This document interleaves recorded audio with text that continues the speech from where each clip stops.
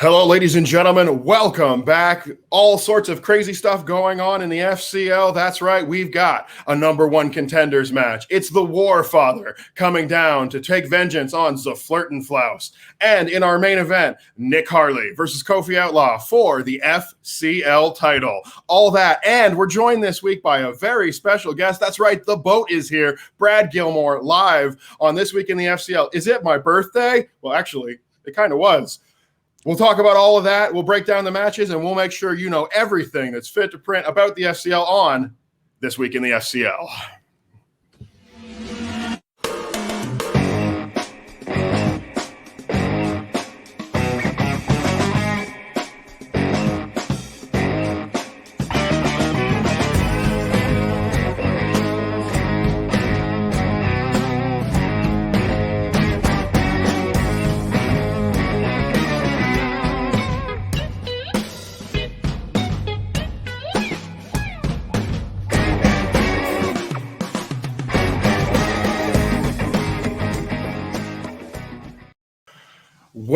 Welcome to a very special episode of This Week in the FCL. I am the Elk. I am here, and what a birthday present it was. A main event to top them all in FCL 12. We are 3 months in, and we have our first ever champion. Also, Keith is here.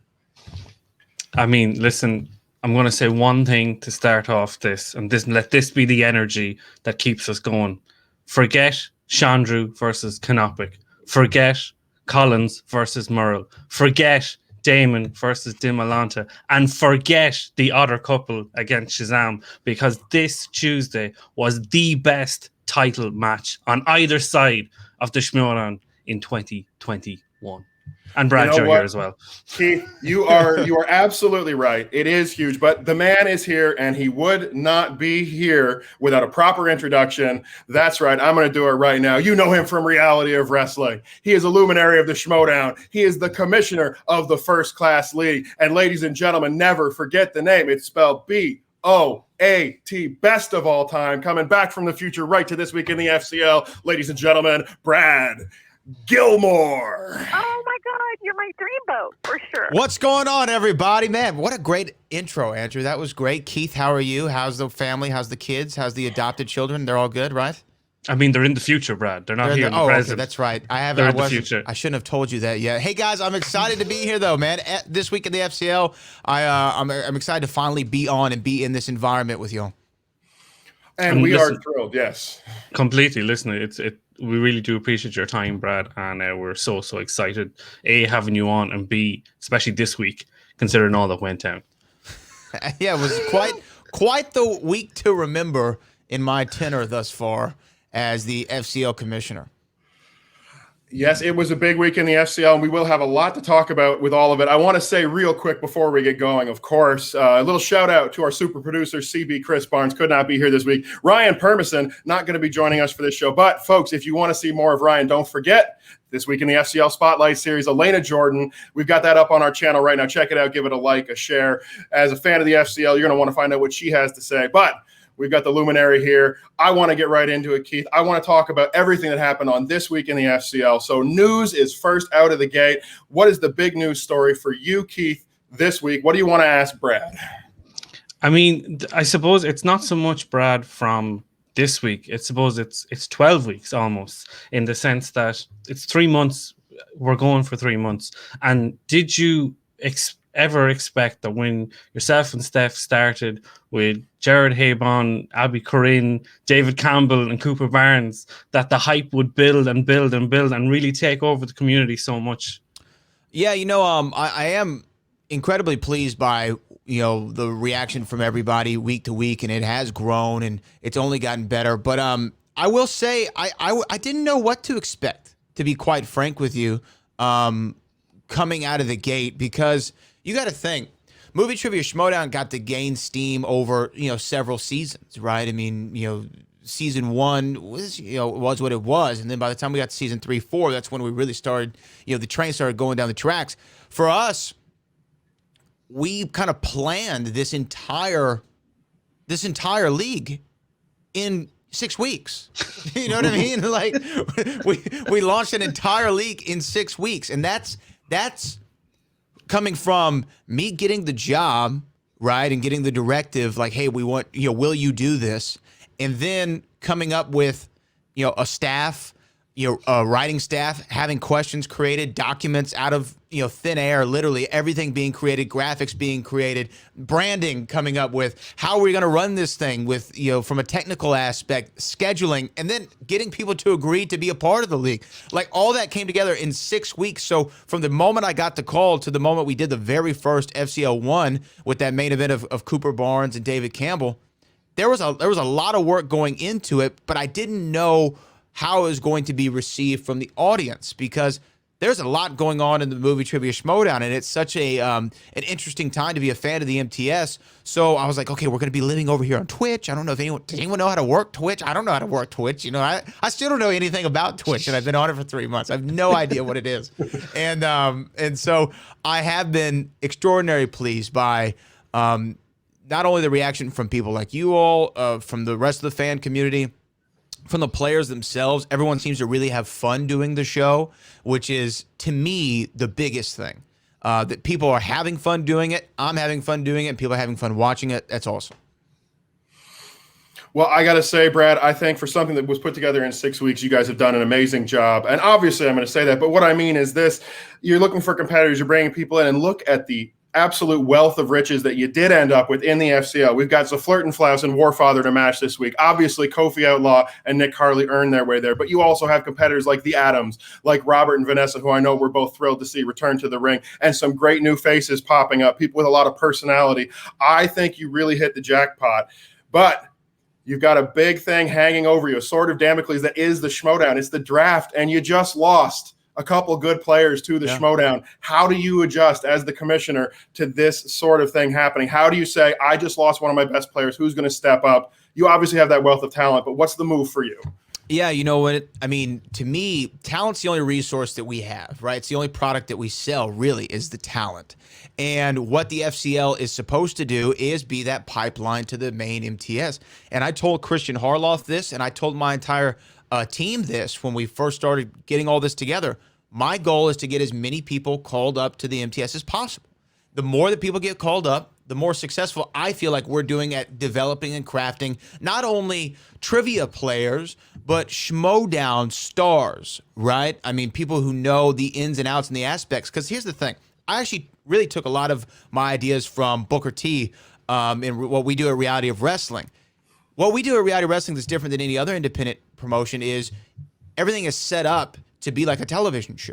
So when you walk in to do a show, it's not like there's just a curtain hung up and it's like, oh yeah, you're third tonight. You have 20 minutes, do whatever the hell you want to do. It's, hey, you got to come into the production meeting. We're going to run down what's the goal for your match. What are you going to be? Who's your character? Okay, let's go shoot some pre-tape promos in front of the green screen. All right, go talk to the commentary team. What do you want to get over with the commentary team? What do you want to make sure that they say during your match? What's the name of your finish? What's your hometown? What other accomplishments you have? We go through all the steps with them so that when they go to get called up to WWE or they go to NXT tryout, they go to AEW, and they go out there, they've experienced it all before. They know what working the hard camera means. And I don't mean to get too in the weeds on the wrestling side of things, but I took those ideas and I put them in the FCL. So it's like, hey, when you come in, you're getting experience from a character. You're talking to me. I'm saying, okay, hey, well, let's do this. Hey, do a promo like this. This is what our goal is. So you're getting to think ahead of the game so that when you go to, if you're someone like Nick Harley, Ross from Nowhere, or Gerald the Wise Guy, Battaglia,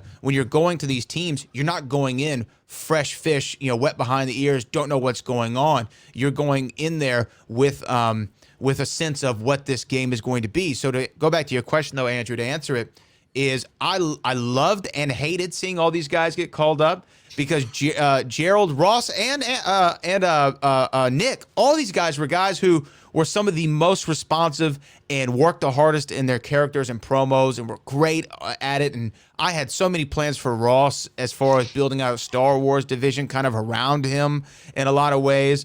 And then obviously Nick was in my main event picture, but all that does is those guys leave and it opens up the door for new talent.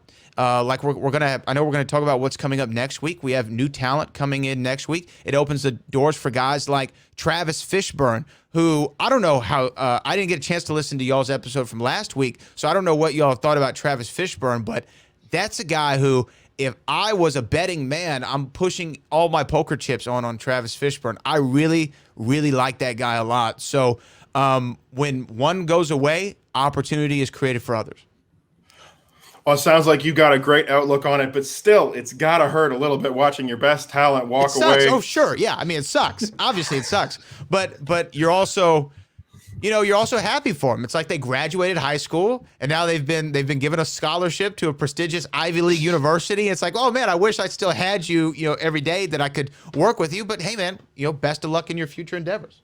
Well, having watched both Nick Harley, Gerald Batolia, heck, even Ross from Nowhere on those matches, I'm not the biggest Star Wars guy, I will admit, but all Sure. very impressive. And I think the Schmoedown managers have made some good picks. They've got some great talent coming up to work with them. And speaking of talent, this was in the news. We're going to get to it in the match breaks, but I just want to mention it, although we may have to come back to it later.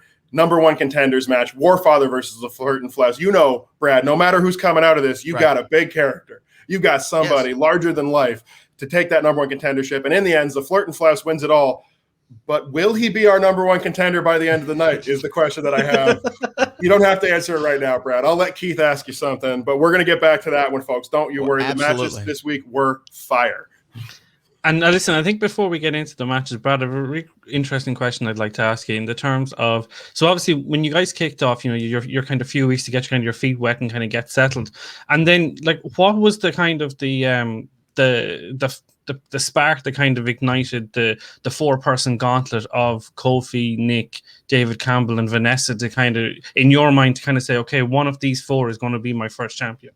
So some of it was a matter of scheduling. Some of it was a matter of I wanted to go ahead and do this championship match. I didn't want to wait any longer. I said, well, if we're going to be 3 months into this thing, I think there needs to be a champion 3 months in. If honestly, if it was my prerogative and I was the wrestling promoter, I'd have a champion on night 1. But, obviously this is a little different.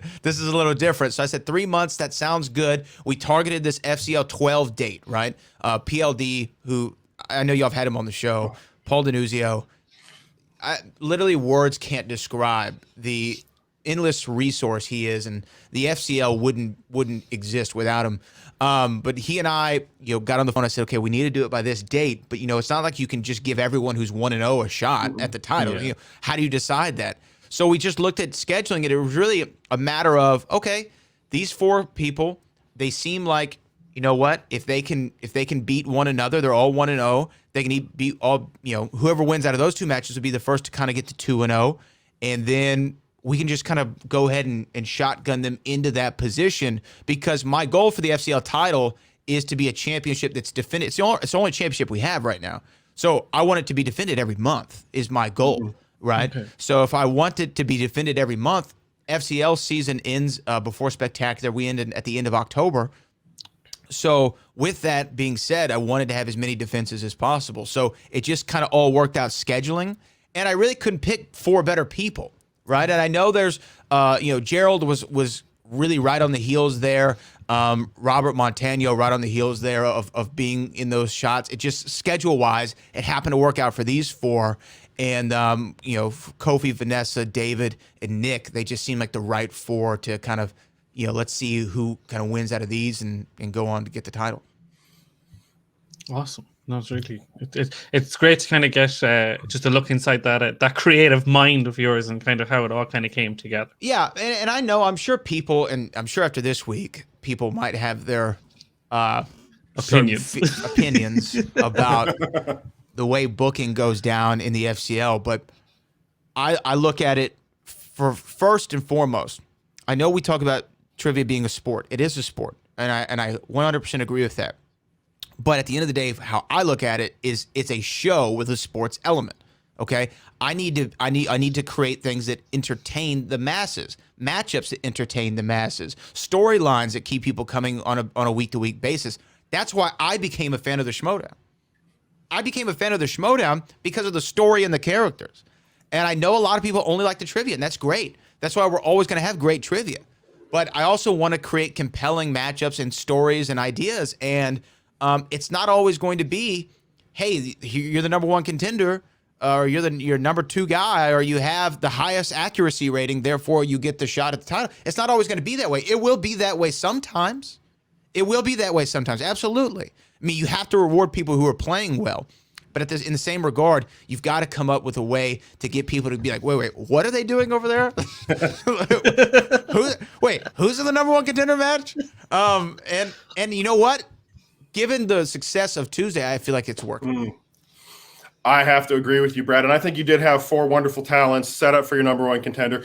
Maybe I'll rag on Kofi Outlaw a bit. Not so good at picking nicknames, but after this week's matchups, you got to say he knows his stuff when it comes to movie trivia. He's the guy who's going to be getting those title matches. If it is all about answering questions, clearly he knows how to play the game. I think you got some great talent. And it sounds, Keith, to me, and this is just for you, Keith, because we don't always get along so much, but we've been on this show, and afterwards we chit-chat with the competitors sometimes. It sounds like Brad's saying a lot of the same things that I said in those post-discussions about the character, about how these people need to step up and show off and show out. And you know what, Brad? That's what they're doing. You got a bunch of great competitors, and they are working hard. We've loved the promos from people like Knight and Furtado, from people like David Campbell and Nick Harley. Everybody is putting themselves out there and really working to make the FCL as big and as bad as it can be. Has that been a good thing to you? Has that been kind of heartening? You open up your Twitter, you see a brand new promo, which I'm guessing you've already seen before, but you see it's getting out there. The world is getting to see these people putting themselves out.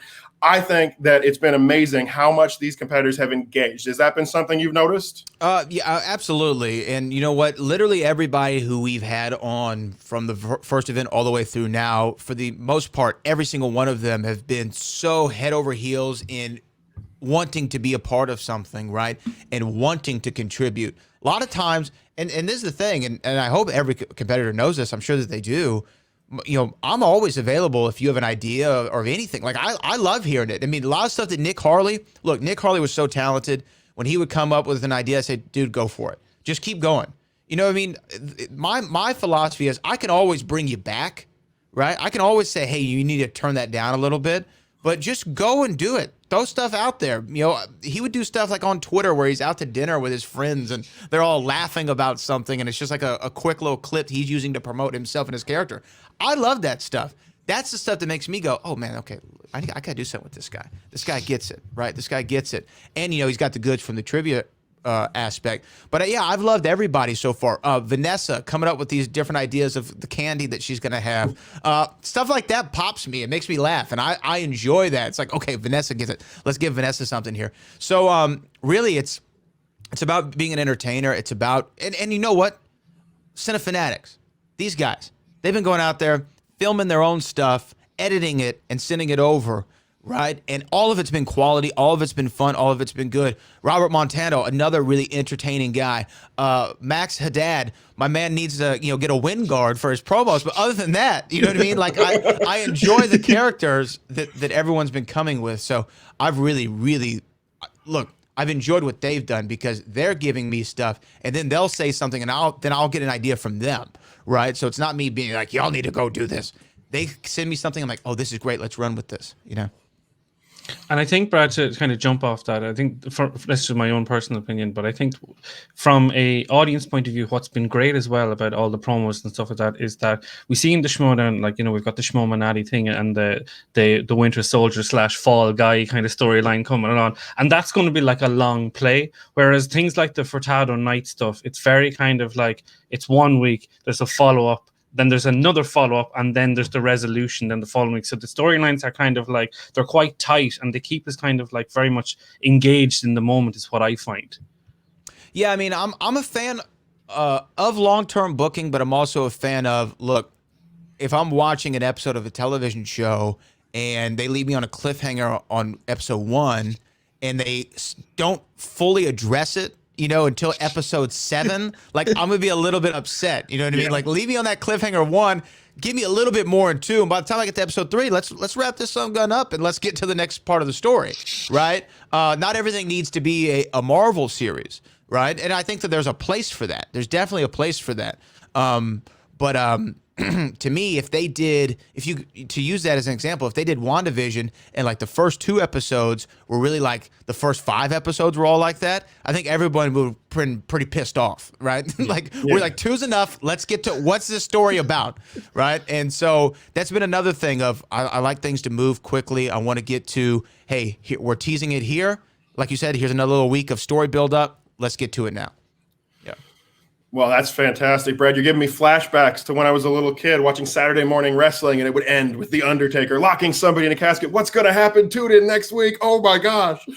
That kind of attitude. It says to me that you want some entertainment. And I think that's a great way to do things with your competitors, because you do have that potential hiccup, that worry of someone maybe getting picked up. Maybe there's not a spot open in the Schmoedown right now, but let's say next week Corruption loses somebody because they got a job and they have to pick somebody up. It's you they're going to be looking at. It's your people they're going to be taking away. So I think getting those storylines in quickly, getting the resolution quickly, and having them be more one and done really does benefit the product. So kudos on that. I agree with that 100%. I mean, but top to bottom, Keith and I, we don't always see eye to eye, but we do agree you guys have been killing it. You and Steve on the desk are great. Tell Steve I think he's doing a fantastic job. Absolutely wonderful. And some amazing matchups this week, especially. I mean, I think FCL 12, in my opinion, blew it out of the park. Just top to bottom, this is maybe your best card yet. And that's nothing against any of the previous competitors, but what a couple of matches we had this week.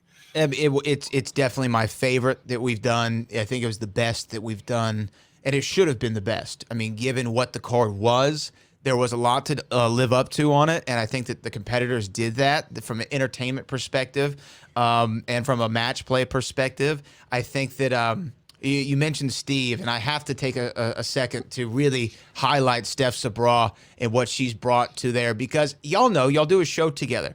You have to have a vibe with one another. You have to have a chemistry. You have to have, well, maybe y'all don't. We have to try, Andrew. We try.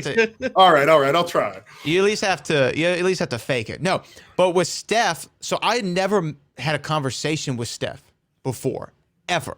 And I had this, when I was going through, like, trying to figure out, okay, what's this show going to look like? Steph had been doing some post-match interviews. And so Christian was like, hey, you should reach out to Steph about doing some interview stuff. I'm like, oh, okay, yeah, that'd be good. And I reach out to her, and then I was like, you know, she probably be, let's try her on the table. We've already seen her doing the interview thing. What if she is like the interviewer and she's on the desk, like what a color commentator does, right? Because that's what I do for reality wrestling. I'm on the desk, and then I'll go and I'll interview the boys in the ring or at the side apron or whatever. So why doesn't Steph do that? And I tell you what, man, you can throw whatever you want at her from a reference or whatever, and she was picking it up as, you know, we were doing it for the very first time. Like we did one run through for a tech rehearsal. And when we did that and we had that conversation and that banter and that back and forth, the very first time we ever spoke. Remember, it's all been email and text. This was the very first time we ever spoke. I said, oh man, this is the girl. This is exactly who I need on the desk, because I don't want it. I always want that sense of levity and fun and sometimes nonsense. And what did I just say? What did she just say? What did I just mispronounce? What did she just mispronounce? You know, I love the energy and the vibe that she's been able to bring to the show. And she's a massive asset to the FCL. So I'm so glad that you made reference to her, because she is a part of just as much as PLD or anybody else, Dwayne, and we can go through the whole crew. I have a laundry list of shout outs I have to do, but she's just as big of a part to me of making the broadcast as fun as it is. So shout out to Steph, and shout out to all the work that she did and everybody did on FCL 12. Definitely. I think, listen, to echo Andrew, FCL 12 was unbelievably knocked it out of the park. It was so entertaining. It was so tense. Like, I've never screamed and shouted during a Schmoedown match in all my life. And I suppose just from like a personal point of view, I have to say thank you to you, Brad, because the FCL has really ignited my fire and passion back into Schmoedown in general. So I just want to personally thank you for getting this going. Oh man, no, you got to thank literally everybody who's making it possible and the players, because we want to have fun. It's the fun class league, really, right? I mean, we want to have fun more than anything. And I think that without the teams and the factions and the points, and you're not thinking about all these things in your head, like, okay, you know, he's the number 7 contender in the IG, and then okay, you're not thinking about all those things. You're just thinking about, okay, these two guys, or these two girls, or this girl and this guy, they're gonna play each other today. Let's see what happens. And you never know really what the hell is going to come out of my brain. So you know, you don't know what you're going to see week to week. I don't know what I'm going to see week to week sometimes. So it's always a fun surprise. Well, you know, it's a lot of fun watching everybody. And like you said, it is about having fun. We have some fun here at This Week in the FCL too. And we do love everybody on your team. I know I don't have the same experience as you, Brad, but I spent some time working on a fan league, called a couple matches, wrote a few questions, and I know how much work goes into it. So kudos to Steve, to Dwayne, to PLD, to the entire team at the FCL, because without them, we wouldn't be here every week breaking it down for you, talking to you. And you also said, Brad, that you have to get along with the people that you work with. While I'm going to disagree on some level, I will say at least one nice thing about my man, Keith Kilduff. He may be, along with someone you're very familiar with, Brad, Frank Janish, one of the best statsmans in the business. There you go. Statsmans, is that a word? Statman. Statistician. Statistician. He's good at it. Yes, so I'm sure he's got a lot of fantastic facts, figures, and numbers about the week's matches in the FCL. Keith, are we going to get into it? Are we going to break these down? I think let's not waste another second. Let's get into the match breakdowns for FCL 12.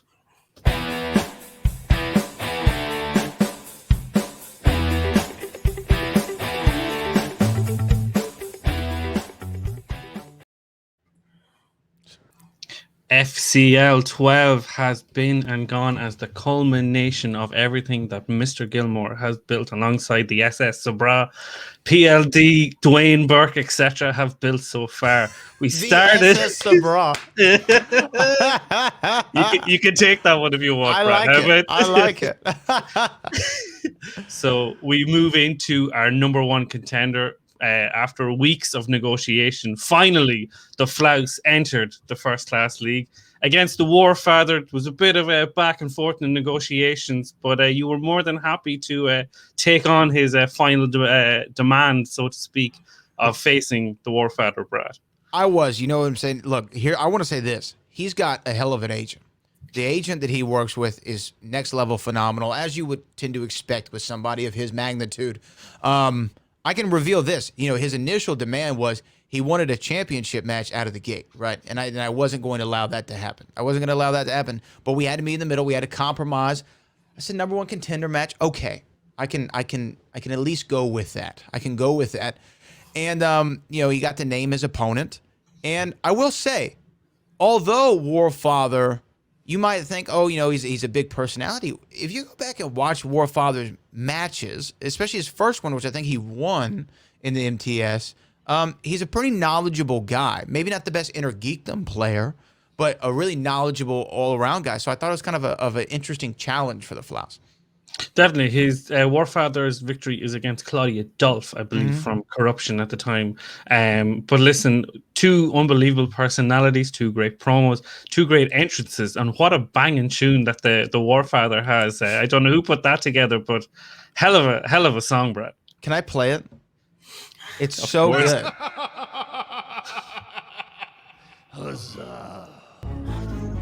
I mean, it's got such a vibe, and he really lives up to it. This part right here.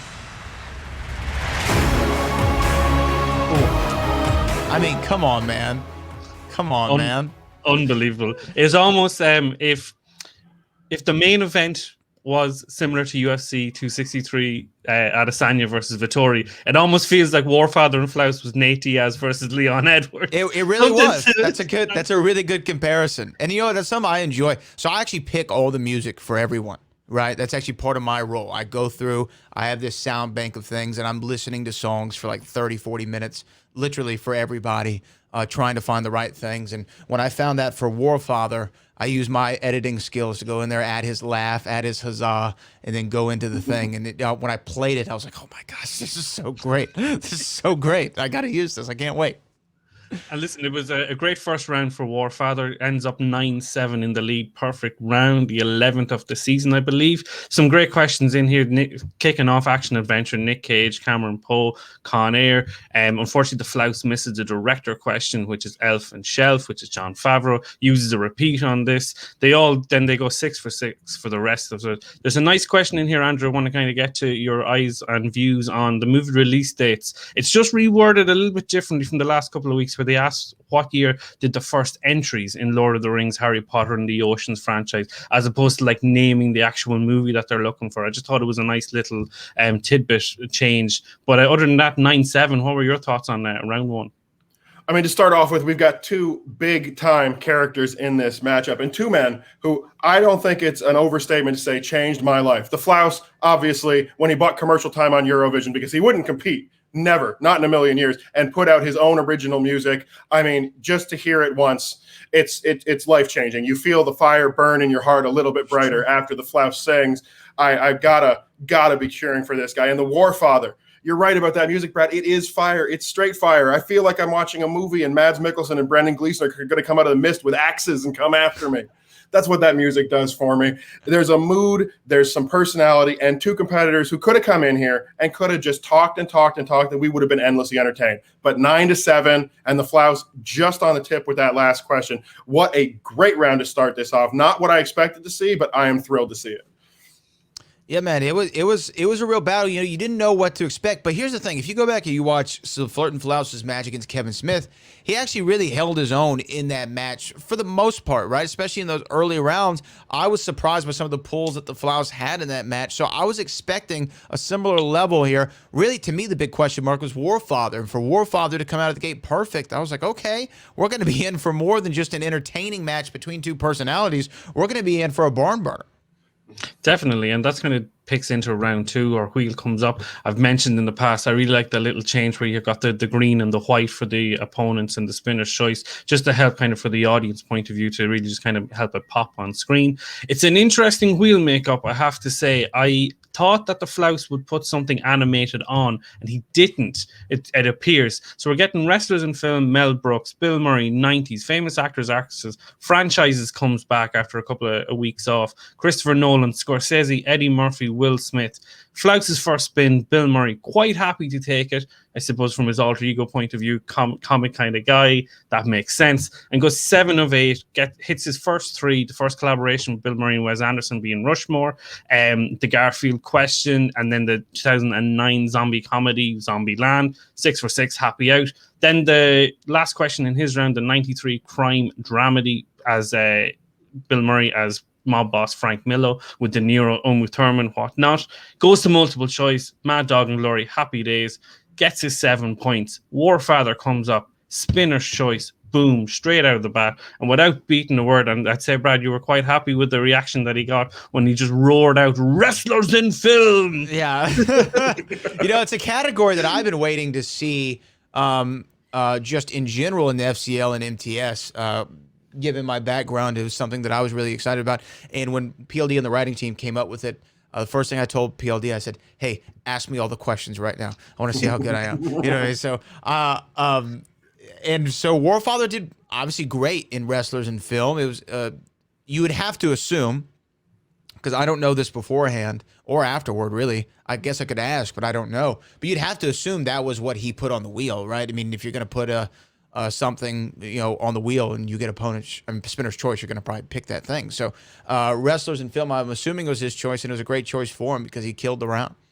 Definitely. So he goes 7 of 8. Also fires off the first 3, the 2009 Young Man with Down Syndrome, Shia LaBeouf, Peanut Butter Falcon, Hulk Hogan as Thunderlips in what Rocky movie, Rocky 3, George the Animal Steel in what 94 Tim Burton movie with Johnny Depp, Ed Wood. And then the fourth question, again, just kind of that little kind of trickery, Dave Bautista's first appearance with Russell Crowe and Lucy Liu in what 2012 martial arts movie, goes to multiple choice, The Man with the Iron Fist, 16-14, still that 2-point gap. Andrew, what were your thoughts on round 2 as a whole? Good hold by both competitors, and much like Brad, I was thrilled when I saw what came from that spinner's choice. Wrestlers in film, I've been waiting for this moment. Give me a Roddy Piper in They Live. Give me a Diamond Dallas Page in Ready to Rumble. I want all these questions every single day. That's right, the Diamond Cutter. Always done best by Diamond Dallas Page, but second best by Canyon, if I remember correctly. We've got some really great stuff coming out of this round, and I think both competitors are performing well, but I mean, there's really not a lot to say other than good for them for staying, keeping it together, and making sure that they got their answers right while still being so darn entertaining. I love this round 2, but it doesn't change the outcome of the match. It doesn't change where they're standing going into round number 3. Still about the same gap. Brad, you're still happy enough as from a promoter point of view with everything that the two guys are pushing out, considering the little cherry on top of being the number 1 contender match. Yeah, I mean, I loved what I was seeing overall. I was glad that. Because here's the thing. This was a legitimate concern. And I mean, I didn't think that it would happen. I really didn't. But I was like, okay, number 1 contender, I mean, it might be somewhat of an issue if they go out here and, like, they get nothing right? I mean, because again, this isn't to diminish their play at all, and I'm not doing that. But I just want to say, when you book Warfather versus Zeflertinflouse, you're booking personality versus personality, right? I mean, that's the reason people want to see the match, the entertaining personalities. The trivia is almost secondary. But then these guys said, oh, no. We can do both. We can be wildly entertaining and also answer all the trivia questions. For the most part, you give us Sansa Jon Favreau. So as the host of the show, as the promoter, if you will, I was absolutely loving everything that I saw up to this point. And I said, holy hell, what is round 3 going to bring us? Well, listen, let's get into round 3. It goes to the Flouse on the 2, Charlize Theron. What installment in the Alien franchise does she appear in? And I think this is a beautifully worded question because it's installment, which should make you think of the wider Alien franchise. The last second, the Flouse goes with Prometheus, gets it, goes back to Warfather on Great the 2. pull. Great Huge pull. Huge pull. Goes back to Warfather on the 2, Tom Hanks, 23 Paul Greengrass movies about a 2009 real life with a container ship. Captain Phillips again, last second on the clock.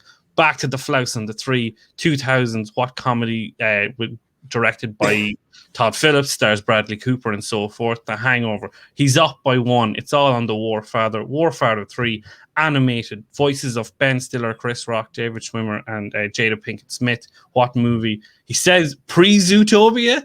Unfortunately, the answer is Madagascar. And then it's all on the 5, the Oscars. Again, I love this question. What is the most recent film that Daniel Day-Lewis has won an Oscar? He says There Will Be Blood. The answer is Lincoln, and as you beautifully roared out, Brad, and your winner, Zeflertinflouse, 1918. What were you thinking as you were shouting it out? I was surprised because just here's the thing: given the way the match was going, it was really Warfather's match to lose. It really was. I mean, Flouse could do what he could in that final round, and he did with his 2 and his 3, but Warfather had that, was it a 2-point advantage the entire way through? So I thought that he has some cushion here, and he's been answering everything. He was perfect up until that point. Up until his Madagascar question, he was perfect. So I was like, okay, it looks like this is going to be a Warfather victory, and which I was completely fine with. I don't care who wins or loses. We go one way or the other, right? As Christian Harloff's talked before, you have an idea of what your story will be for both winners. Like, you have to come up with 2 different, path A and path B. So I wasn't thinking about it too much from that aspect, but I was excited to see it come down to a 5-pointer. Always, that's what you want it to come down to.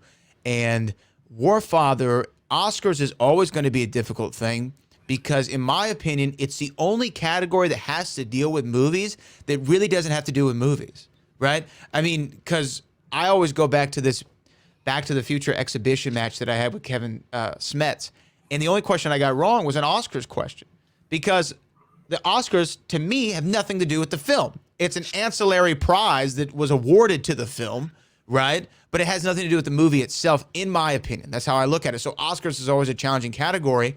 And for Warfather, if he would have pulled it, that would have been a phenomenal pull, because when you start thinking about Daniel Day-Lewis, what did he win for? I would have just said, what was the last movie he was in? It was something about he is a shoe cobbler, some Phantom Thread or something, right? That's the last movie he was in, something like that? Mm-hmm. So that's what I would have thought he would have won it for. So Warfather goes a little bit earlier with There Will Be Blood. Answer was Lincoln. Zeflertinflouse wins, and I think Flouse was maybe a little bit surprised that he didn't have to answer his 5, but nevertheless put in a hell of a performance, and I think that I was happy with it. Steph Sabraw was probably the most happy with it, and then Zeflertinflouse is your number 1 contender. Didn't see it coming, but was happy with the result either way. Andrew, what were your overall thoughts of round 3 and the Flouse getting the cherry on top of the number 1 contender for now? Well. Round number 3 is the Zeflertinflouse, your number 1 contender. You know what I'm going to say here, Keith. You know everything I'm going to say, probably. Number 1, Barbarian, playing a great game. Come up to your question. What did you miss? Say it with me, fans of the show. JTE. Yeah. Use those repeats. I know sometimes you just don't know the question, but an extra 30 seconds does not hurt anybody. You got to use it. I'll say it once, and that will be the end of it, because you're right. Warfather did compete, but he was up against the man, the myth, the legend. He was up against the guy we all put on our playlist every Friday night when the party gets started, Zeflertinflouse. And Zeflertinflouse is your number one contender. How did he do it? By staying calm, by staying cool, by fighting off all the shilly stinkers out there. And now he's going up against, should I give it away? We're going to talk about it in the next match. If he's the number one contender and the champ is, Keith, I'm excited. Let's get to that one.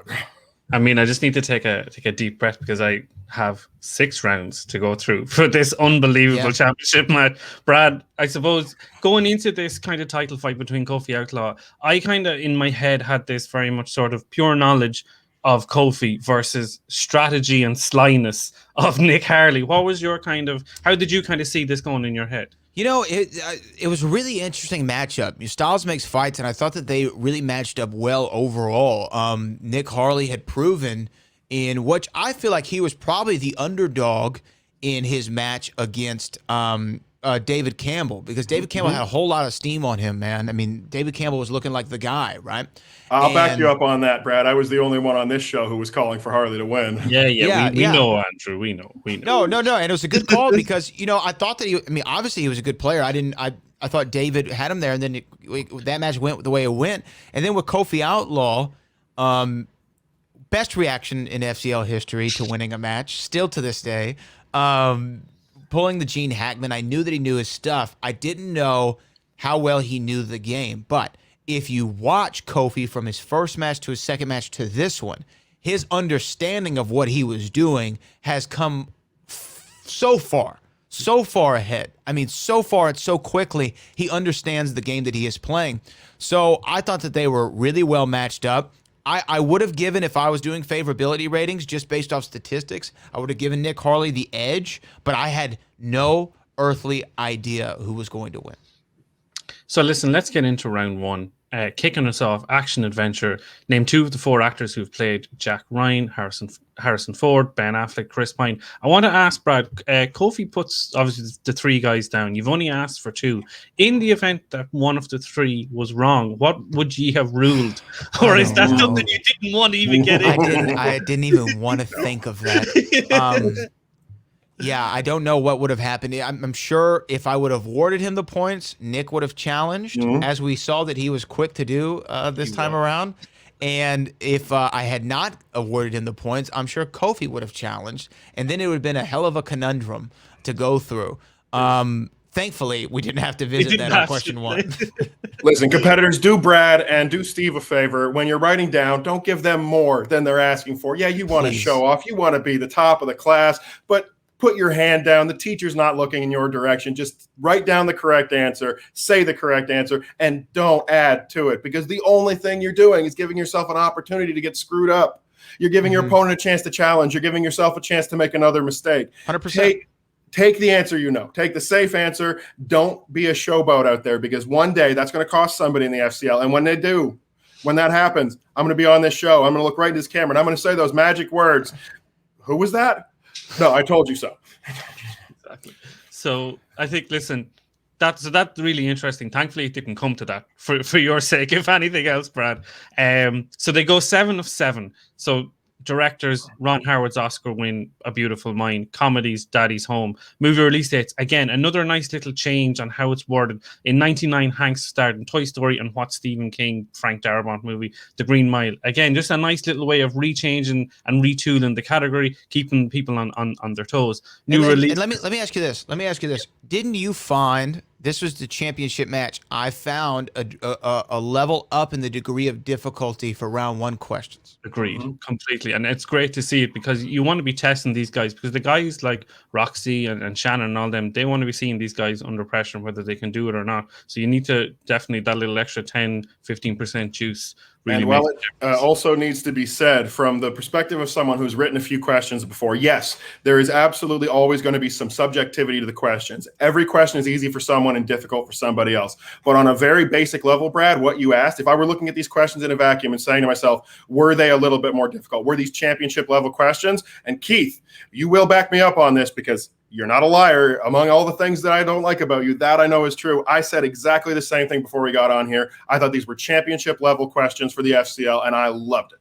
Yeah, and I know I told y'all also before I really don't listen to anybody, but I have it has seeped into me that people sometimes have a difficult or an opinion on the level of difficulty on the questions, which I don't care about. But I will say I saw when I saw these, I said, oh, okay, yeah, we're stepping it up a little bit. This is a title match, as we should. Yes, definitely. So we see out the round new releases: this Catherine Newton, Vince Vaughn, Swap Bodies movie, Freaky, Javier Bardem, No Country for Old Men, famous actors, Chris Farley, David Spade, and What 96 comedy, Black Sheep, and then a really interesting animated question of the voice lead of Cale Tucker in 2000's Titan. AE, apologies, Matt Damon. I looked this movie up. This was a movie that was made for 80 million and only brought in 40 million at the box office. So it's a really, really obscure animated movie to throw in. So again, to that point of like raising up that tempo level for championship match, it's definitely what was required. Nick misses this. Kofi gets it, gives himself the opportunity for the bonus. Straight away, Nick, boom, challenges because unfortunately the answer is on screen for the flash dance question that popped up. Comes back, what 2019 Scorsese movie with Pesci, etc. The Irishman, 9-7 to Kofi. Andrew, what were your thoughts on round one? Well, my thoughts on round number one were both players are playing impressively. I'd like to say some bad things about Kofi Outlaw other than the fact that he clearly can't come up with a nickname on his own. But in this round, he gives me nothing. That's his government name. Are you? That's amazing to me, and I am absolutely thrilled to hear. Wow. I guess he can sue John Roca then for copyright infringement. Is that it? Kofi Outlaw does an amazing job. He really does, going perfect through the whole round. He gets some great questions. And as we said, the difficulty, this is a championship level match to keep your cool and to make it all the way through. Obviously, great stuff. Great challenge from Nick Harley. You know I'm a fan of the challenge. The use of the challenge is an important part of your strategic arsenal, and there are times when it is unwarranted. There are times when you might be stretching a little bit. And here's my advice to you, competitors out there. Who cares? Take your shot. Put your challenge out there. When it's a good challenge like this one was, the right call was made. A new question was brought in. Nick Harley was correct to challenge. The call was correct. Everything about this round is great, except, of course, for the one thing that I hate, Keith, that I was sitting there crying about at the end of this round, and that's that my boy Nick did not go perfect. He ends up in the hole, and in a championship level match, you don't want to be down at all. That's what gets you in your head. That's what gets you thinking about it. That's what could be a problem moving forward, and there's a lot of match left to go. And you know what? Shout out to Kofi Outlaw for being cool. I didn't see the answer being put on the screen because I don't actually see that aspect of it, right? So I'm not looking at that. I'm reading the question from a different document, so I'm not looking at the screen. So I would have never known that. So shout out to Nick for being aware of that, seeing that, calling it out because it was the right thing to do. And obviously Kofi didn't care at all because it was the right thing to do. Keep everything above board, I think is what he said. So yeah, good challenge out of the gate. So listen, let's move into round two. Again, wheel comes up. This is a really, really interesting wheel. There's 2 IG slices. There's Marvel movies and time travel. Then there's 3 directors in Nora Ephron, Kubrick, and Paul Thomas Anderson. There's 2 actors, actresses, which is kind of standard enough with Julia Roberts. Ed Harris makes an opinion. PLD was clearly, obviously, wanting his little slice of the pie, quite literally, in this championship match. And then we finish off the wheel with 2010s, musicians in film, movie release dates. Kofi defers to Nick. First spin, opponent's choice for the 3rd match in a row. How could you not be fuming if you're Nick Harley in that moment? I do not know. But Kofi gives him Nora Ephron. And listen, takes it on the chin, goes 6 for 6 in his first 3. The Bewitched, John Travolta in the film Michael, and This Is My Life, the 92 dramedy. Then the 4th question, Nora Ephron is nominated for 3 Academy Awards. What was the final one? He says, You've Got Mail. Kofi tries to steal, but something's got to give, the answer being Sleepless in Seattle. Andrew, in that moment, if you're Nick, like we really broke down last week when we had him on, like what he's done in round 2 and how he's managed to maneuver the opponent's choices. Do you think that was a brave call, having a go at it, thinking hopefully that Kofi doesn't know Nora Ephron? I think that this was a good move on Nick's part. I think he's maintaining his composure in a way that many competitors would not. I've been in a match or two myself, and I got to say, when you fall behind, it hurts you. You feel it right in your gut. I'm behind. I need to fight to make up. And maybe that made him take a shot. But what I think was probably going on in Nick Harley's head, and not to give anything away, Nick, you know we love you. Congratulations on your draft, and good luck with the Stars. But I think what he was really doing here was he was playing strategy, because that's what Nick Harley does best. And here's the strategy. My opponent gave me Nora Ephron. I don't think he knows it, because he wouldn't have given it to me if he thought it was an easy category. He wouldn't have given it to me if he thought it was the kind of thing that you could pull out of off the top of your head. So he gave me a category that he probably doesn't like. I don't know the answer here. If I cut to multiple choice and I somehow get it wrong, I get the wrong answer, I'm giving my opponent a chance to steal. But if I go for it right now and I'm right and he doesn't know what he's doing in this category, then he has to take a shot in the dark. And he is probably getting 0 points. I think what he did was he minimized his chance to gain points, but in doing so, he also minimized the chance for his opponent to gain points. And when you don't know the answer, that's the kind of thinking that makes a champion. Yeah, I think it was a good strategy move, obviously, from Nick Harley. I cannot explain how he's been so unlucky with the wheel. Hopefully that doesn't carry on with him in the MTS. That would not be a good thing. But you know what? Also, though, this is why the FCL is so beneficial. It's why the FCL is so beneficial. Is now if Nick Harley, whenever he plays a single match or a teams match, if this were to happen to him, he's like, hey, been here before, still won every time. I should be all right. You know what I mean? So, again, this is a benefit of the FCL. And also, think about the extreme benefit. And we can talk about this now. Being able to play in a 5-round matches before you ever get to the MTS. Huge. What a benefit that is, to know what all this feels like live with something on the line, right? I mean, what a great opportunity for both guys, but Nick Harley especially, because he's moving up so soon. So just want to make note of that. Definitely. So Kofi spins, lands on 2010s, takes it for the second time in 3 matches. Clearly a strength. Anybody looking out, keep that in mind. Keep that in the back pocket when you're looking at wheels against Kofi moving forward. Goes 7 of 8 in this round. Angelina Jolie voiced what character in what sequel. Kung Fu Panda 2. Mahershala Ali was nominated for Best Supporting Actor for Moonlight Green Book. Birdman was a question for Michael Keaton and Emma Stone, and then goes down to multiple choice on the co-commentator in the Pitch Perfect movies, Elizabeth Banks. That's potentially moving forward again, because Kofi hasn't been picked up. Like, potentially, is there a weakness perhaps on musical films or something like that? Again, just something for future competitors who are going to take on Kofi, just to keep in the back of the mind. But extends the lead, had a 2-point lead. Now it's 16-13. Brad, did you think that was going to be a massive factor, or did you kind of think there's still a lot of game left to play? I thought it was going to be a factor, but I said, okay, this game is, with the way that they were both playing in my head we were going, I said, this game's going to be decided in the 5th round. I mean, in the speed round. I'm sorry, in the speed round.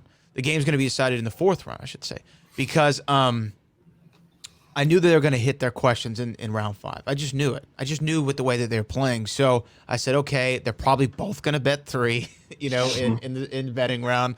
And if they both hit that, which I was just making these assumptions in my head, I said, it's going to come down to speed round. It's going to come down to speed round. That's what's going to happen. And as we saw when we get there, speed round had a lot to do with how this match turned out.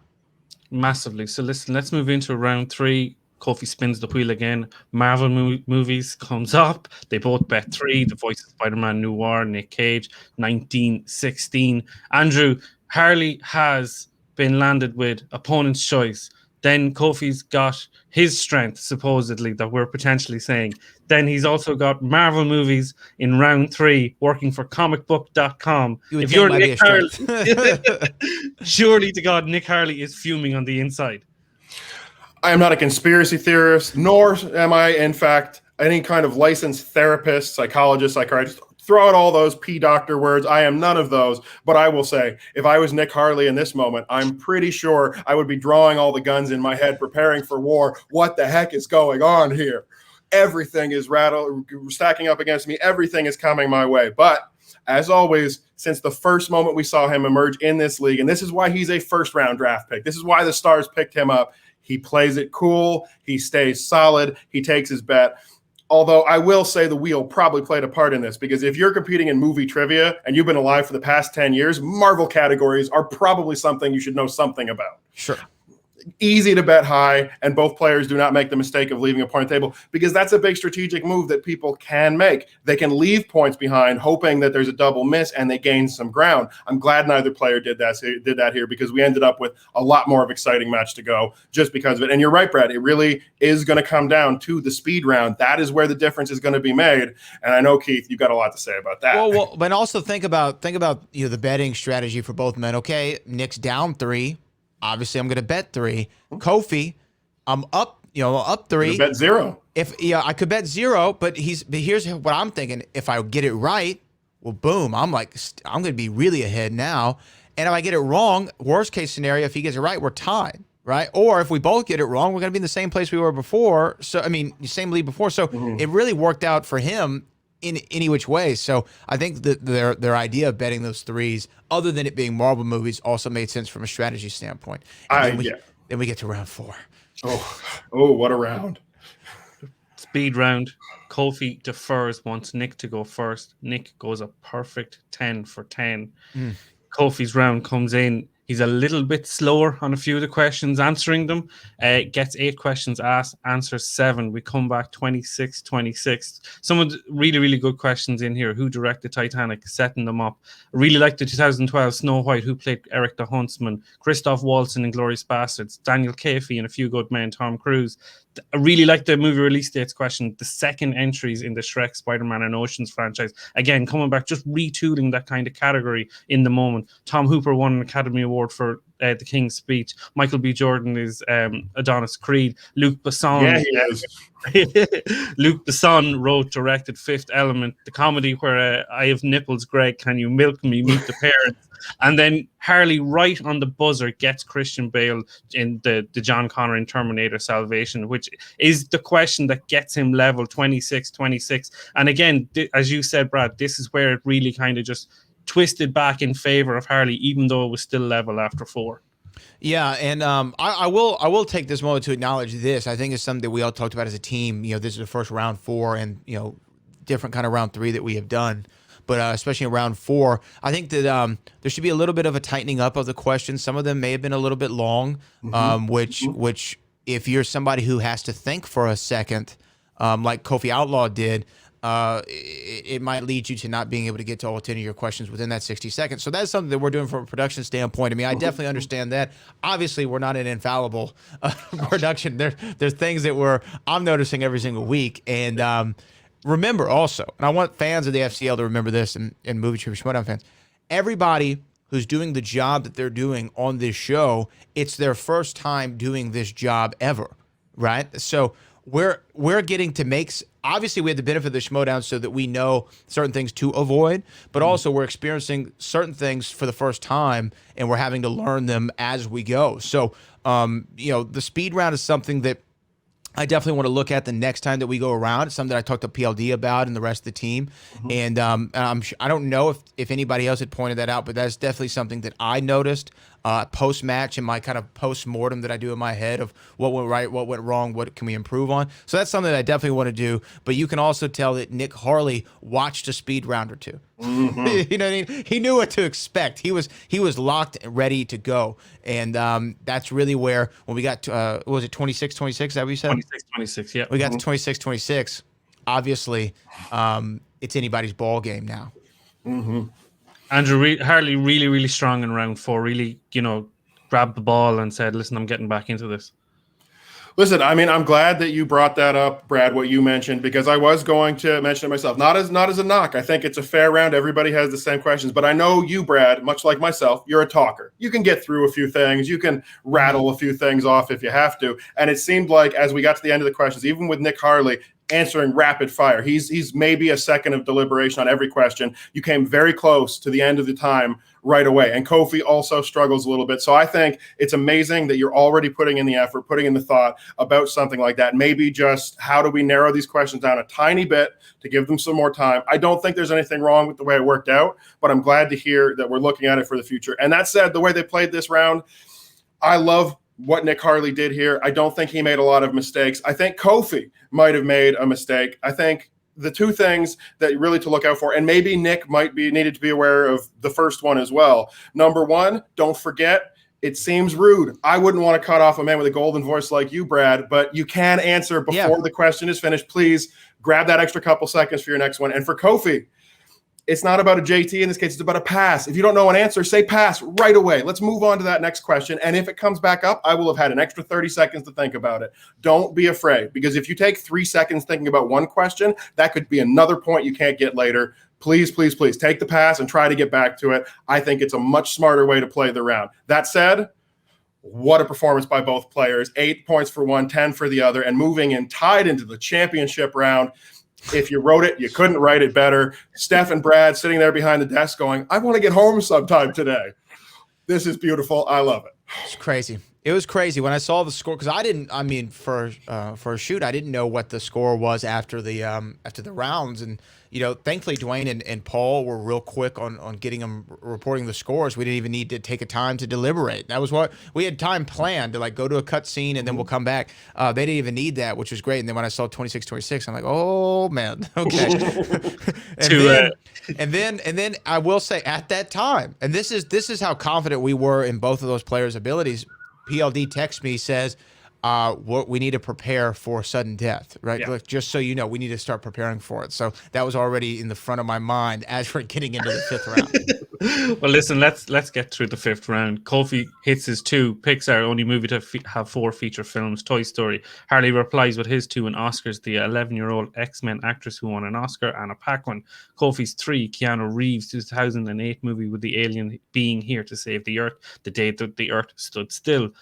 Harley's 3, Meryl Streep, Bill Anderson in Mamma Mia, Takes the Repeat, Stellan Skarsgård. We're level at 31-31. Comes back to Kofi's 5, M. Night Shyamalan, what appears across the Earth as navigation markers for invading aliens. Kofi answers a couple of different variations, and then you push him to give a final answer. Harley, like that, throws out the challenge, wants a specific answer, and you give the points to Kofi. But I think it's a fair challenge from Nick. Sure. But definitely the benefit of the doubt rule coming into the 4 there. Would that be fair to say? Yeah. We had a panel of, when we go into these challenges, it's 5 of us in there normally who are addressing it. And before I could even state my case or even give a vote, the other 4 people in the panel unanimously voted to give Kofi the points. And I think it was the right thing. He obviously knew what he was talking about. I would have said crops. For me, I would have said crop circles just because that's what I think that they're called. Yeah. But crop signs or signals, it's hard to not say that that's the right answer. Because it is the right answer. So I don't know, honestly, if there was a battle in there, if we were split, I don't know which way my vote would have gone. I think that though, at the time, but retrospectively, hindsight 2020, he definitely had the right answer. So we gave him the points. So we come back, 5 points are given. It's all on Harley. Tom Cruise, he's been nominated for an Oscar 3 times, names 2. He's got 30 seconds in the bank with 2 JTs, used them, takes his time, really, really thinks it out. Playing like a pro, it has to be said. Harley is playing like a pro in the moment.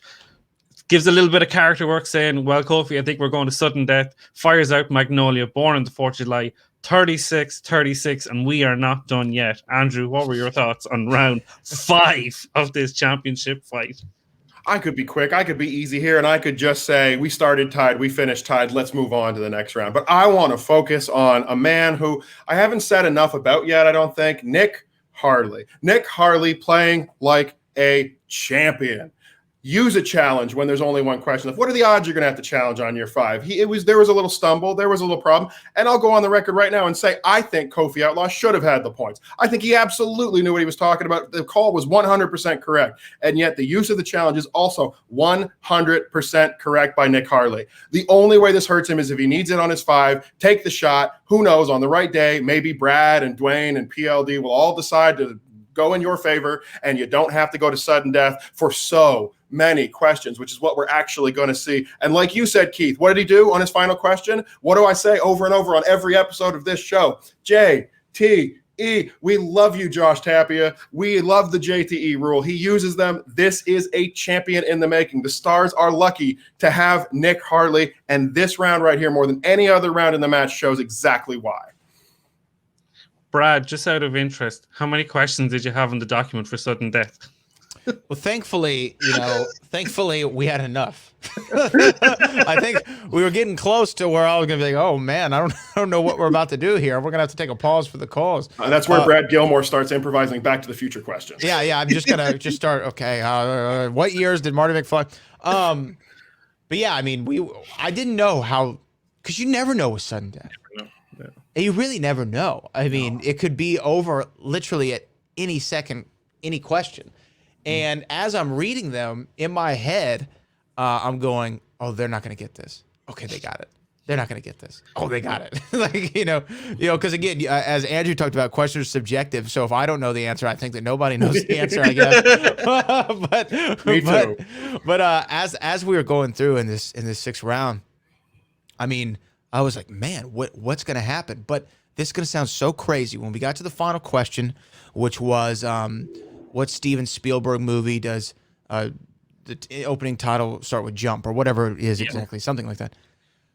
It's so weird, but I could hear Nick Harley write the right answer. Does that sound crazy to you? Like I could hear it, like the amount of time that he wrote and the pauses in his pin break. I was like, okay, he wrote Ready Player One. I could hear it. And then with Kofi, I was like, ooh, I don't think that he knows. I don't think that he knows this one. And so that's when I was like, okay, let me cue the music, because I felt it at that moment. I did. I felt it at that moment that was going to be the one.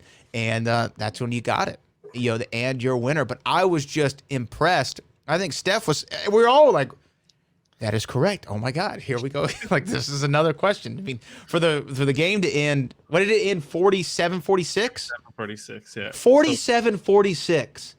How crazy is that? How nuts. So they went, 11 questions. Yeah, so 36-36 comes 46-46 in the blink of an eye. Armageddon, Skyscraper, the Royal Tenenbaums, Robert Williams in Insomnia, A Wrinkle in Time, Buddy Love, movie release dates question, which Kofi hits the repeat on, 2000. What's the debut of Quentin Tarantino? Reservoir Dogs. Which Arrested Development actors in 2014's Teenage Mutant Ninja Turtles? Will Arnett. Another nice little bit of character work by Harley as well, making a TV joke. Will Smith, Jaden Smith, father-son combo, and how many movies? 2, Pursuit of Happiness, After Earth. And then finally, question 11, what Spielberg movie opens with the Eddie Van Halen song Jump? Ready Player One. And listen, it was all on your voice after that, Brad. 47-46 to the spoiler. Yeah, man. Insane, Andrew. Wasn't that insane? It was absolutely a sight to see. I've been watching the Schmoedown since way back in the day. Maybe I missed the first season, first time around, but I went back, I checked out the episode. So I've seen a lot of movie trivia matches. And the truth of the matter is, some of the best players in the game. I'm talking names like Bibiani. I'm talking names like Merle, people who've gone to speed rounds and not gone nearly as deep. I think 10 questions in a speed round is only reserved for the greatest of matches. And this is why this was one of the greatest matches in the history of the FCL and one of the greatest movie trivia matches we've seen all year, not just in the FCL, but in the Schmoedown as well. I am incredibly impressed with both of these players. And this is the point where I want to say some nice things about Nick, some mean things about Kofi. But the truth is, Kofi, as much as I've been on your back about this match, as much as I've said you made some mistakes, you played like a champion. But there's only one true champion in the movie trivia world of the FCL. And who is that? Who is it? None other than... Wait a second. Brad. Who is your legal representation? Brad, we have to ask. Yeah. So are we getting to the post-match stuff, I'm assuming? I think we're ready to discuss it. Because you've got a number one contender and you've got a champion, and they need to have a match against each other. And while I would pay good money to see it, I don't know how you're going to pull it off. Yeah. So Nick Harley, though, I want to say this. Nick Harley officially recognized as the first FCL champion, as he should be. So yeah, round of applause for Nick Harley. But you know what? He's a bag of monkey crap for what he did after the match. When he started talking about like the other superior art form, I was like, what could he possibly be referring to, right? And then obviously he said music, especially German pop music, and we see Zeflertinflouse enter, and he gifts him the championship, which I did check. It's in. Look, he was able to appoint a successor in the event if he were to win the championship and have to vacate it. He was going to pick a successor. I didn't see it in the thing. I sent it over to legal. Legal did what they did. Look, mistakes were made. Again, I said this is our first time doing this job. This is all of our first time doing it. You're going to have issues that arise. So that was an issue. I didn't foresee, though, Zeflertinflouse, the number one contender for the championship, then becoming the champion himself. That is quite the debut for the Flouse, I gotta say. I mean, you're certainly in a pickle. There's no question about that. But if anybody can get out of it, no question, it's you as well. No, I don't know. I don't know what we do. I mean, look, obviously right now, Zeflertinflouse, he can't be the number one contender and the champion. So, I mean, he's the champion, but he did earn that number one contender status. So it's going to have to get worked out. He's got a great agent. So I'm going to be making some phone calls over the next couple of days and weeks trying to come to a bottom of this. And I will say I've put in the calls to Christian Harloff, the MTS, Skybound Legal. I'm trying to figure out because I'll announce it on Tuesday. I can't give it away now. But I'm trying I'm trying to make a match. I'll just say this. I'm trying to make the next title match as soon as possible. And I have at least a vision. I can say this. Who the hell cares? I want to see Kofi Outlaw versus Zeflertinflouse instantly. And I'm talking about within the next 10 days, I'd like to see that happen. We'll see if I can pull it off.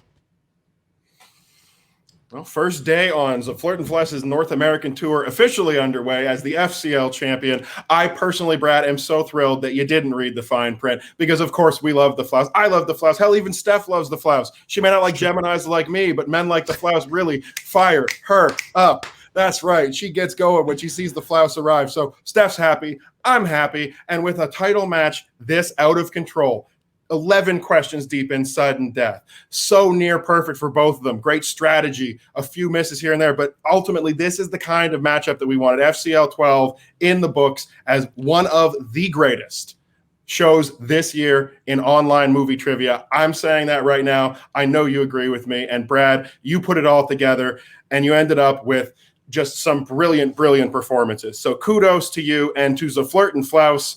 Welcome, champion. I salute you. Can't wait to see you defended against Kofi Outlaw, who would be absolutely a great choice to face off against. And the way he played in this matchup, he does deserve a rematch. I will go as far as to say that. I mean, I think that he does. Again, I have a lot of hoops to jump through right now because I don't have an official number one contender.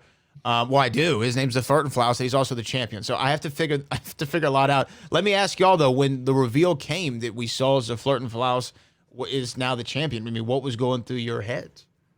I mean, I think it's a brilliant. I said last week, Brad, that you have a great eye for product and marketing, and you know exactly how to get this to the masses. And it's a beautiful move. If anything, Harley's actually helped you open up a European audience to the FCL by having the Flouse as the champion. So maybe there's something in this. Could be. Well, I don't know, Keith. I had a different thought when this all went down. I mean, first, there was unmitigated glee, that childlike joy that only happens when you get like chocolate cake for your 6th birthday or the Zeflertinflouse becomes the title holder. These are the kind of things that really make you happy deep down inside. But my second thought, the one that loomed large over everything was, boy, the rest of the league's going to lose their minds. And I've been on Twitter, and damn if I wasn't right about that. Oh, my goodness. Brad, you've been getting it from all ends. Every single person I've seen in the FCL, it's like Nick Harley went to all of their own homes, said he was doing it just to piss them off, and then smacked them in the face. Yeah, he did a really good job about that. Thank you, Nick. There's a lot to mitigate here. There's a lot to go through with Flouse being the champion. But however, when you want to talk about moments that nobody saw coming, Zeflertinflouse walking out of FCL 12 as the FCL champion, the second in history. Who would have thought we'd seen 2 champions in one night? Nobody. Let alone the Flouse as the champion. Nobody would have seen that coming. At least this early. He won a number one contender match. We thought that we'd see him in a title match, but not being handed the title. So A lot to work out, and you know what? People might be upset and perturbed, but don't worry. I'm going to do my absolute best to rectify the situation, as it were.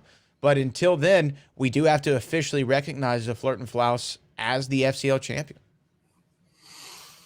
And I think, listen, on that note, let's close the book on FCL 12 and take a look at what's going to happen next week in the FCL and maybe into the future, Brad. Yeah.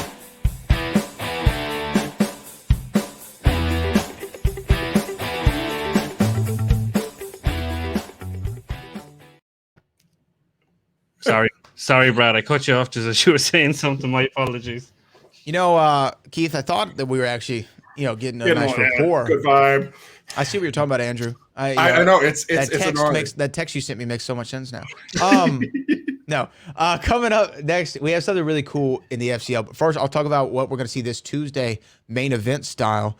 Main event style, we're going to see Sinister James Schmoes competing in his third FCL match, and he's taking on the Survivor David Jindoyan. Match that we were supposed to see initially, before the Sinister Syndicate did what they did and made sure that David Jindoyan couldn't compete for whatever reason. We were supposed to see him. He didn't compete. Now we're going to see him versus Schmoes, the guy who took credit for whatever happened to David that day. He took credit for it. So that's going to be our main event. And what we're doing in our undercard for this week is something really interesting. These are going to be two competitors who have not competed anywhere in movie trivia, in the movie trivia Schmoedown, or wasn't on the draft list or anything. They definitely have trivia background, but they're going to be playing. There's a stipulation to this match. They're going to be playing for an FCL contract.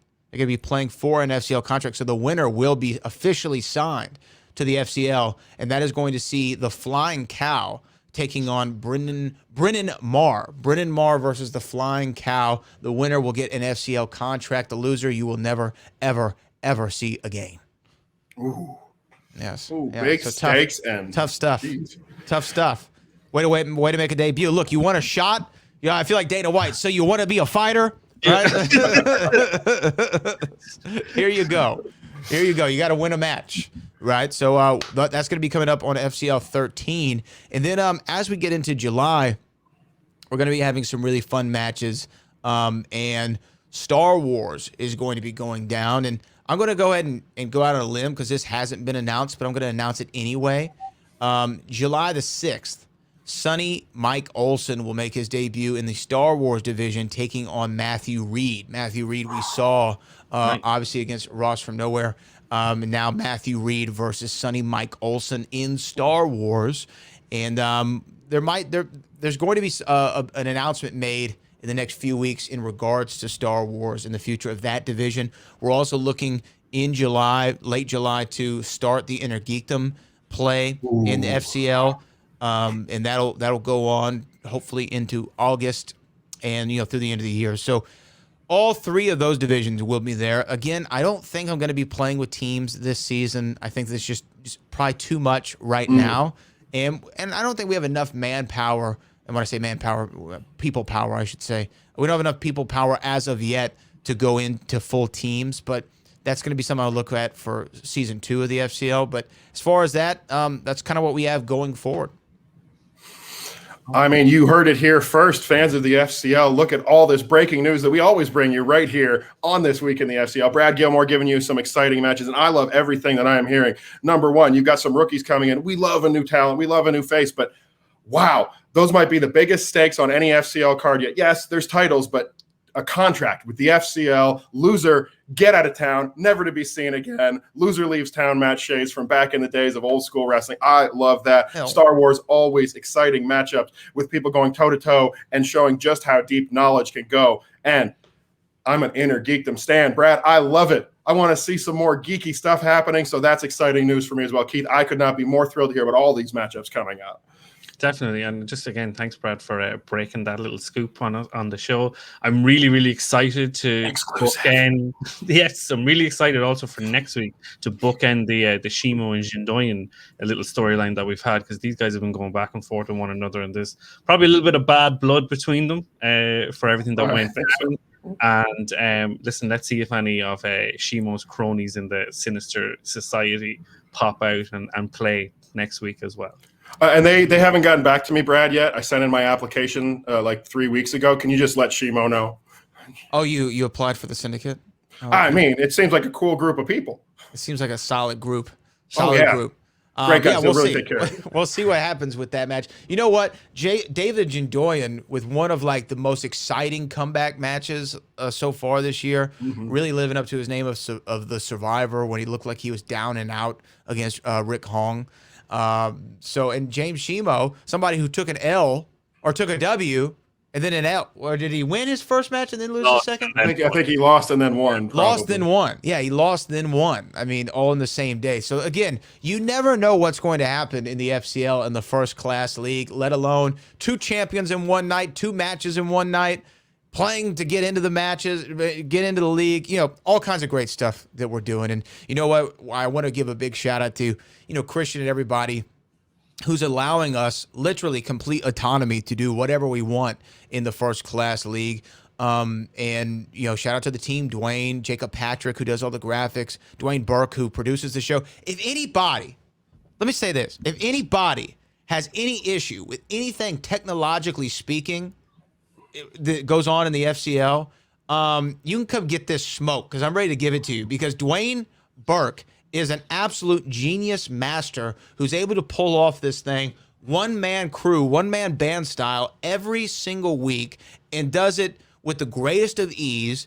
And I don't know if there's anybody complaining about it, but if anyone is, like literally, you can kiss my posterior because that man is, again, like if I were to attribute organs to to the team, right? I mean, Dwayne is like the lungs. We couldn't breathe without Dwayne, right? We need Dwayne, right? PLD is like, the spleen. Like, I know it has a purpose. I'm not sure what the purpose is, but I know that I need it to survive, right? Like, I for sure know that. And so I always got to give love to Dwayne, especially overall because of what he does. And, Steph Sabraw, the SS Sabraw, which I got to start calling her. That's so funny. The SS Sabraw, who kills it on the personality standpoint. I had so much fun at the Scum and Villainy Cantina with Steve that day. We really enjoyed it. That was, again, our first meeting of one another. And boy, was it a fun time to get to know her a little bit more. The float was in the building, which is my fiance, right? The boat and the float were in the building. Roxy Stryer was in the building for that. Alex Marzonia. We had some luminaries there, but it was a really, really fun occasion in the Scum and Villainy Cantina. Shout out to FCL competitor JC Reifenberg for making that happen. It was an amazing live show. And as you said, Brad, you've got so much going on in the FCL. We've got some exclusives coming your way. We've got the chemistry between Brad and Steph growing every single day. And now she's got some new nicknames thanks to one of our very own right here. Brad Gilmore is a prince online. He's a wrestling luminary. He's doing podcasting. He's hosting shows. He's the commish in our hearts and in real life for the FCL. We want to thank Brad for joining us here. I think, Keith, it's just about time. We're going to tell everybody where we can find everybody. So let me do it and you do it. We'll get it out of the way, and then we'll say some nice things about Brad. He can tell everybody where he's working nowadays. I am the Elk. You can find me online at Kelk Andrew on Twitter. Of course, I'm always here on This Week in the FCL, breaking it down, and you can check out some of my previous work on the Movie Trivia Face-Off, a fan league for the Schmoedown. Keith. You can find me on Twitter and Instagram at KekelDuffMedia, and also check out the Opening Pair YouTube channel. Last week we broke down the Ireland cricket series between ourselves and the Netherlands, and looking forward, in a couple of weeks' time, we will be breaking and previewing UFC 264 Poirier v McGregor 3, and I cannot wait to talk about that. Brad, the floor is yours. Whatever you want to say, fire away. Yeah, just a couple quick plugs. Check out the Schmoedown Rundown with me and Frank Janish every Thursday on the Movie Trivia Schmoedown channel. Check out FCL. Obviously, by the way, our matches will be moving to the Movie Trivia Schmoedown channel, not Schmoedown Extras on YouTube, so be sure that you check that out. You can check out Booker T and myself on our reality wrestling channel and on ESPN Radio. And go whatever else. Go find me on Twitter, at Brad Gilmore, and then you can see all the other stuff that I have going on. But I appreciate voices like yours, Andrew and Keith, and everybody else, Ryan, Chris, having a show that covers what we do and on a weekly basis with so much passion, entertainment, and reaching out to the competitors, letting them kind of show another side of themselves that they're not able to show within the 2-hour window that we have them for at Skype. It's really great. It's helped grow the league, and it's helped raise awareness for the league, and it's helped the league become a better place. So I appreciate this week in the FCL. Such kind words from an absolutely wonderful guest. Once again, from myself, from Keith, from Chris and Ryan, who could not unfortunately be here today, our effusive and everlasting thanks to you, Brad Gilmore, a man so talented, he even did the most difficult thing in the world. He got a woman to agree to stay with him for a long period of time. I don't know how it happens. I personally have never had the success. But with that, we're going to get on out of here. Don't forget to check us out. Hit like, share, subscribe. Check out the FCL, the Schmoedown, everybody else in the movie trivia verse for a whole lot more great entertainment out there. And we'll see you all when you come back next week on This Week in the FCL.